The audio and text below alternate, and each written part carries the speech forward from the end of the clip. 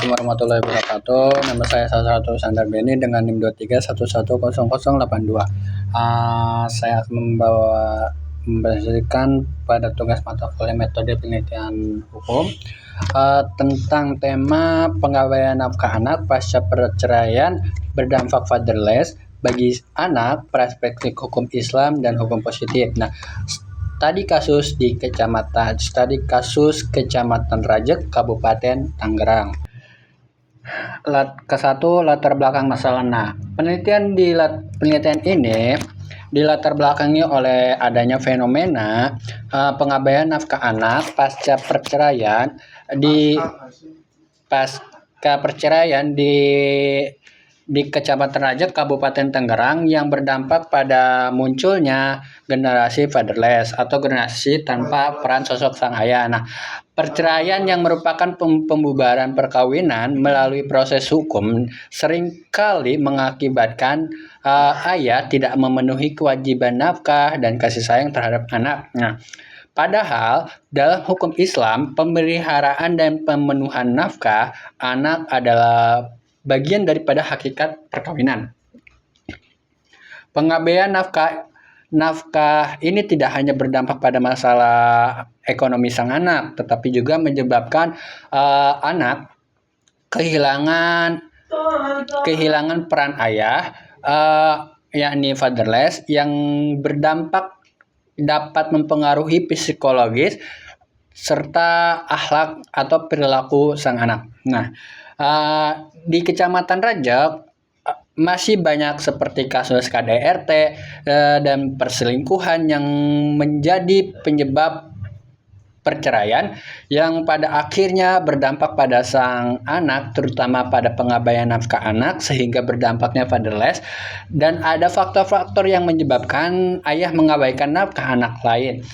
Nafkah antara lain masalah seperti ekonomi, adanya keluarga baru, kurangnya kesadaran, bahkan konflik dengan mantan istrinya, dan stereotip gender. Nah, yang kedua ada rumusan masalah. Di rumusan masalah ada bagaimana praktik pengabaian nafkah anak pasca perceraian terjadi di Kecamatan Rajek, Kabupaten Tangerang, ditinjau dari perspektif hukum Islam dan hukum positif. Nah, bagaimana dampak fatherless tersebut pasca perceraian bagi sang anak yang terjadi di Kecamatan Rajek, Kabupaten Tangerang ditinjau dari perspektif hukum Islam dan hukum positifnya.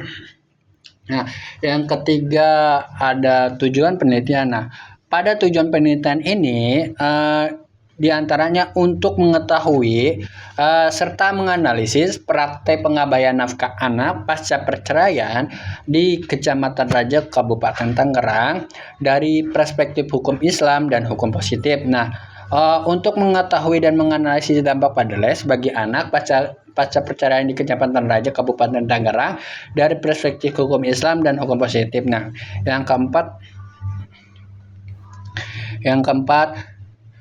ada manfaat penelitian.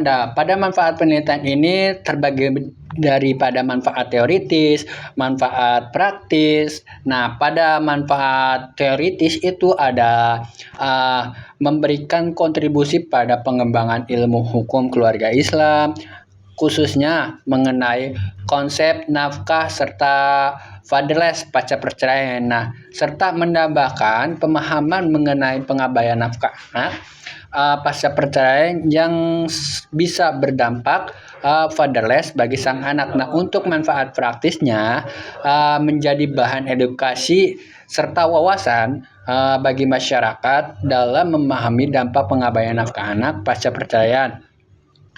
Nah, sebagai acuan bagi bidang hukum keluarga Islam dalam memberikan perlindungan yang efektif kepada anak, yang terutama pada anak yang menjadi korban pengabaian nafkah dan fatherless pasca perceraian. Nah, sebagai panduan bagi praktis hukum dalam mengenai kasus-kasus pengabaian nafkah anak dan fatherless.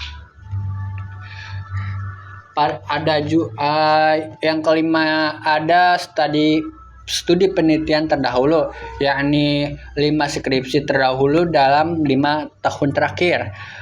Di antaranya ada Muhammad Arif Soleha Hidayah tahun 2023 ya dengan tema tujuan hukum Islam terhadap tanggung jawab ayah memberi nafkah anak pasca perceraian, studi kasus di Desa Bintoyo, Kecamatan Padas, Kabupaten Ngawi. Hal tersebut penelitian tersebut menyimpulkan bahwa alasan ayah tidak menafkahi anak setelah perceraian disebabkan oleh faktor ekonomi dan kurangnya kesadaran serta lain-lainnya. Nah, pada Alyunda Marine Sukma tahun 2022 dengan judul Komparatif Tanggung Jawab Orang Tua terhadap Anak Pasca Perceraian pada Undang-Undang Nomor 16 Tahun 2019, Junto Undang-Undang Nomor 1 Tahun 1974 dan Hukum Islam, di mana penelitian tersebut membahas pada tanggung jawab orang tua terhadap anak pasca perceraian meskipun kedua orang tua telah bercerai. Nah, ada juga pada Rizky Srinova tahun 2024 dengan tema konsekuensi fatherless terhadap sosial dan psikologis anak dalam hukum keluarga Islam. Studi kasus di Kecamatan Semalangga, Kabupaten Riau. Penelitian tersebut menemukan bahwasanya fatherless di Kecamatan Samalangga di Kabupaten disebabkan oleh faktor orang tua dan kesibukan sang ayah yang dapat mengganggu perkembangan sosial dan psikologis sang anak. Dan ada penelitian yang dilakukan oleh Adi Hasaya Hada Amir tahun 2020 tentang pengabaian nafkah anak dalam tinjauan hukum Islam dan hukum positif. Studi putusan MA nomor 307 PID SUS tentang di mana membahas tentang penelitian tersebut menunjukkan konsekuensi hukum jika kewajiban suami tidak dijalankan, maka istri berhak menuntut haknya di pengadilan. Serta ada pada penelitian Maulidi Duha Yaum Mubarak tahun 2023 tentang temanya implementasi keluarga sakinah berkemajuan terhadap fenomena fatherless. Penelitian tersebut membahas tentang keluarga di era global, khususnya terkait fenomena fatherless yang mengakibatkan kehilangannya figur sang ayah yang berdampak pada psikologis sang anak. Nah, yang keenam ada metode penelitian. Pada metode penelitian ini ada membahas tentang jenis penelitian, pendekatan penelitian, sumber data. Sumber data yang berupa datanya daripada primer, sekunder, terus teknik pengumpulan datanya ada observasi, wawancara, dokumentasi, serta teknik analisis datanya. Nah, pada metode penelitian, jenis penelitian ini yakni penelitian lapangan atau field research. Dengan pendekatan kualitatif, penelitian ini menghasilkan data deskriptif yang berfokus pada makna, pengalaman, tindakan, dan pandangan individual atau kelompok mengenai fenomena yang sedang diteliti. Selanjutnya ada pendekatan penelitian. Nah, pendekatan penelitian ini berupa pendekatan yuridis empiris, yakni pendekatan yang mengkaji ketentuan hukum positif yang berlaku atau hukum sekunder. Nah, serta kemudian dianalisis terhadap realitas sosial di masyarakat atau DASYN dengan menggunakan pengamatan langsung. Nah, untuk sumber data ada data primer dan data sekunder. Nah, pada data primer, data yang diperoleh langsung dari sumber pertama yaitu melalui wawancara dengan subjek penelitian yakni bisa berupa masyarakat yang terdampak, anak-anak, dan tokoh-tokoh masyarakat setempat yang ada di tempat penelitian. Nah, untuk data sekunder ada yang diperoleh dari sumber kedua seperti dokumen, buku, undang-undang, skripsi, jurnal, dan bahkan karya ilmiah yang relevan dengan penelitian yang sedang dilakukan. Nah, uh, ke ada selanjutnya ada teknik pengumpulan data. Nah, teknik pengumpulan data ini ada observasi, wawancara, dokumentasi, serta teknik analisis datanya. Untuk teknik pengumpulan data yang berupa observasi, yang dimana pengamatan secara langsung terhadap kejadian atau fenomena di lapangan untuk mendapatkan informasi akurat tentang pengabaian nafkah anak pasca perceraian di Kecamatan Rajek, Kabupaten Tangerang, hingga dampak fatherless bagi anak sesuai perspektif hukum Islam dan hukum positifnya. Nah, untuk wawancara mendalam dengan narasumber yang terdampak untuk mendapatkan informasi secara rinci dan mendalam tentang pengabaian nafkah anak pasca perceraian di Kecamatan Rajek sehingga berdampak fatherless bagi sang anak. Nah, dalam teknik pengumpulan data yang berupa dokumentasi, pengumpulan data dokumen melalui dokumentasi ini berupa foto, catatan, arsip catatan maupun video, dan dokumen-dokumen data mengenai pengabaian nafkah anak pasca perceraian yang berdampak fatherless bagi anak di Kecamatan Rajek sesuai dengan perspektif hukum Islam dan hukum positifnya. Nah, pada teknik analisis data, ada data yang diperoleh dari wawancara narasumber, catatan lapangan, dokumentasi, dan bahan-bahan hukum lainnya yang diolah dengan metode deskriptif yang akan menghasilkan kesimpulan sehingga mudah dipahami hasil data yang dapat dianalisis.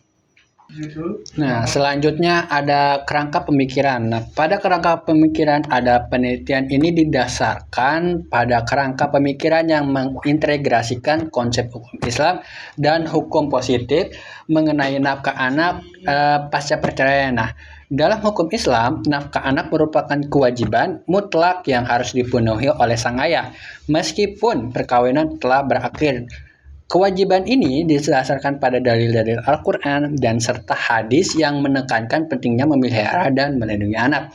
Sehingga hukum positif di Indonesia juga mengatur mengenai kewajiban nafkah anak pasca perceraian, undang-undang perkawinan, dan peraturan terkait lainnya memberikan landasan hukum bagi anak untuk menuntut hak nafkah dari sang ayahnya. Konsep fatherless dalam penelitian ini dipahami sebagai kondisi sang anak yang kehilangan figur sang ayah secara fisik, psikologis, dan sosial. Kondisi ini dapat berdampak negatif bagi perkembangan anak sehingga perlu diupayakan solusi untuk mengatasinya. Untuk kedelapan, sistematik penulisan. Nah, sistematik penulisan ini terdiri daripada bab 1 pendahuluan, bab 2 landasan teori, bab 3 gambaran umum dan lokasi penelitian, bab 4 analisis serta pembahasan, bab kelima penutup. Nah, untuk sistematik penulisan pada bab 1 pendahuluan membahas tentang latar belakang masalah, rumusan masalah, tujuan penelitian, manfaat penelitian, studi penelitian terdahulu, metode penelitian, kerangka pemikiran, serta sistematik penulisan. Nah, untuk bab 2 yakni landasan teori membahas tentang konsep nafkah anak dalam hukum Islam dan hukum positifnya, serta konsep fatherless dan dampak bagi sang anak. Nah, untuk bab ketiga yakni gambaran umum lokasi penelitian, seperti kondisi geografis penelitian, demografis penelitian, serta sosial ekonomi di Kecamatan Rajek tersebut. Nah, untuk data ada data perceraian dan kasus pengabaian nafkah anak di Kecamatan Rajek. Nah, untuk bab 4 ada yakni yang berupa analisis dan pembahasan. di mana di bab 4 ini ada faktor-faktor penyebab pengabaian nafkah anak pasca perceraian di Kecamatan Rajak, dampak wadas bagi anak pasca perceraian di Kecamatan Rajak, upaya mengatasi pengabaian nafkah anak dan dampak wadas di Kecamatan Rajak, serta bab 5 itu ada penutup, yakni yang berisi kesimpulan serta saran. Nah, untuk yang kesembilan, ada daftar pustaka ya nih. Daftar pustaka dari penelitian ini berisi daripada sumber-sumber yang digunakan dalam penelitian baik berupa buku, jurnal ilmiah, artikel, peraturan perundang-undangan maupun sumber-sumber lainnya. Nah, untuk sistematik penulisan daftar pustaka mengikuti dengan formatnya. Sekian dari saya. Terima kasih.